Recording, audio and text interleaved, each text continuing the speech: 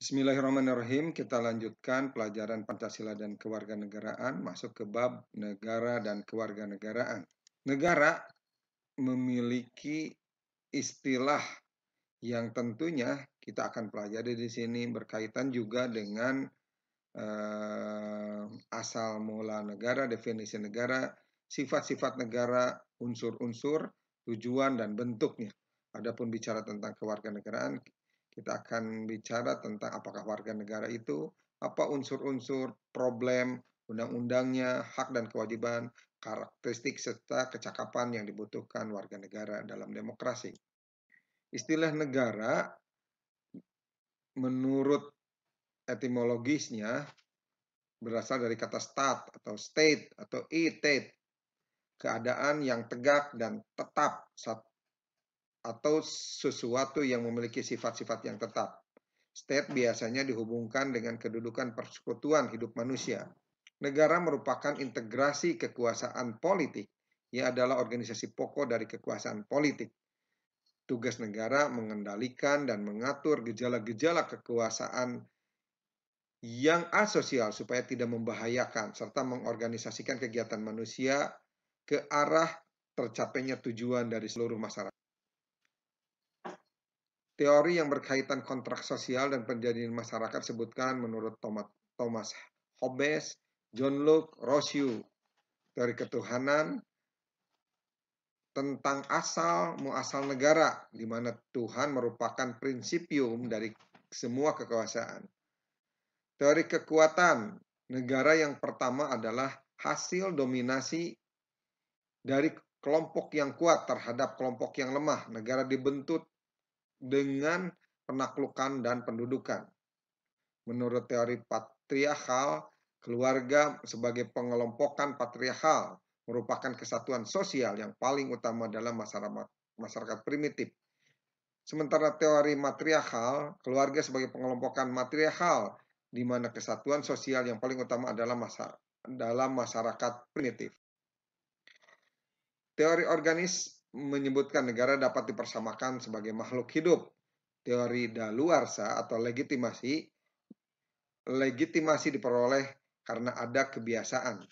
Teori alamiah menyebutkan negara adalah ciptaan alam, sementara teori idealistis negara memang seharusnya ada. Dan teori historis menyebutkan lembaga-lembaga sosial tidak dibuat tetapi tumbuh dan maju secara evolusioner sesuai dengan kebutuhan manusia. Roger Soltat menyebutkan negara merupakan alat ataupun wewenang yang mengatur atau mengendalikan persoalan-persoalan bersama atas nama masyarakat. Max Weber menyebutkan negara merupakan lembaga yang memiliki monopoli dalam menguasai penggunaan kekerasan secara sah dalam satu wilayah. Sementara McFleur, negara merupakan asosiasi yang menyelenggarakan penertiban di dalam satu masyarakat, dalam satu wilayah dengan berdasarkan sistem hukum yang diselenggarakan oleh satu pemerintah. Sifat-sifat negara, sifat memaksa yang mempunyai kekuasaan untuk memaksakan kekerasan secara legal, sifat monopoli yang menetapkan tujuan bersama dalam masyarakat, sifat mencakup semua, di mana peraturan perundang-undangan berlaku untuk semua orang tanpa kecuali. Unsur-unsur negara meliputi penduduk, wilayah, pemerintah, dan kemampuan berhubungan dengan luar. Sementara fungsi negara melaksanakan ketertiban, kesejahteraan, dan mengusahakan kemakmuran rakyat, serta menjaga kemungkinan dari serangan luar. Lalu juga berfungsi untuk menegakkan keadilan dan menjamin hak asasi warga negaranya. Bentuk negara meliputi negara kesatuan dan negara serikat, di mana negara kesatuan merupakan negara yang merdeka, berdaulat, yang pemerintahannya mengatur seluruh daerah secara totalitas. Sementara sistem negara kesatuan terdiri dari negara kesatuan dengan sistem sentralisasi dan desentralisasi. Adapun negara serikat merupakan gabungan dari beberapa negara yang menjadi negara bagian dari serikat itu. Bentuk pemerintahan ada monarki yang mutlak, konstitusional, dan parlemen. Ada pula republik di mana di dalamnya ada kepala negara sebagai presiden. Dalam hal warga negara, ada penduduk yang merupakan warga negara dan bukan warga negara, di mana warga negara tidak terputus hubungan dengan tanah air dan undang-undang dasarnya meskipun ia berada di luar negeri. Warga negara merupakan unsur hakiki dan pokok sebuah negara. Status kewarganegaraan menimbulkan hubungan timbal balik antara warga negara dan negaranya. Sementara setiap warga negara mempunyai hak dan kewajiban terhadap negaranya, disertai juga kewajiban memberikan perlindungan terhadap warga negaranya.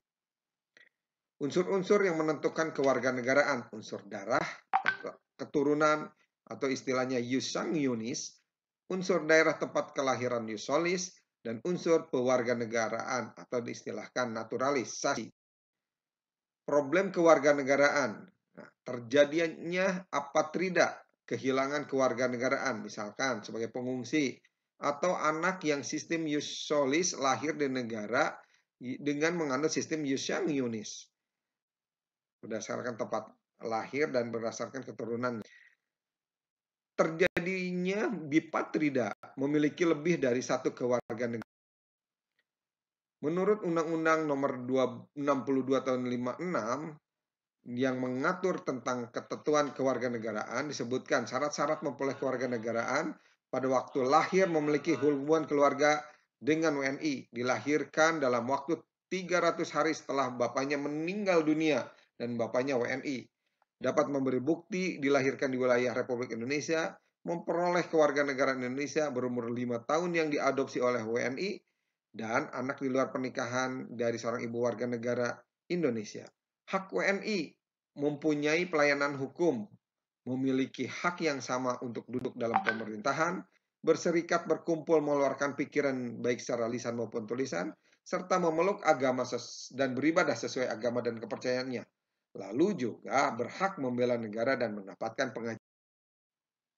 Undang-Undang Kewarganegaraan Nomor 12 Tahun 2006 yang baru menyebutkan setiap orang yang sudah menjadi warga negara sebelum undang-undang ini berlaku merupakan hasil anak dari perkawinan yang sah, bapak warga negara Indonesia dan ibu WNA. Anak dari perkawinan yang sah, ibu WNI, ayah WNA. Anak dari perkawinan yang sah, ibu WNI, tapi ayahnya tidak mempunyai kewarganegaraan.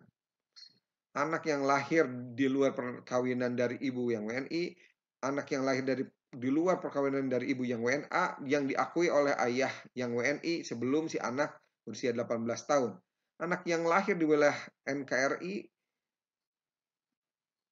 dan anak yang lahir di wilayah luar NKRI dari ayah dan ibu WNI yang karena ketentuan dari negara tempat anak tersebut dilahirkan memberikan kewarganegaraan kepada anak tersebut.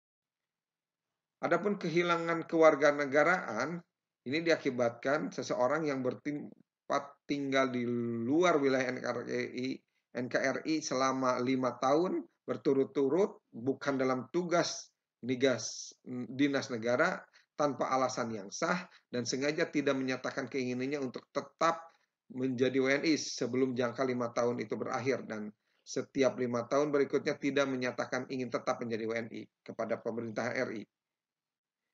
Perempuan WNI yang kawin dengan laki-laki WNA jika menurut hak hukum suami negara asalnya sebagai akibat dari perkawinan tersebut.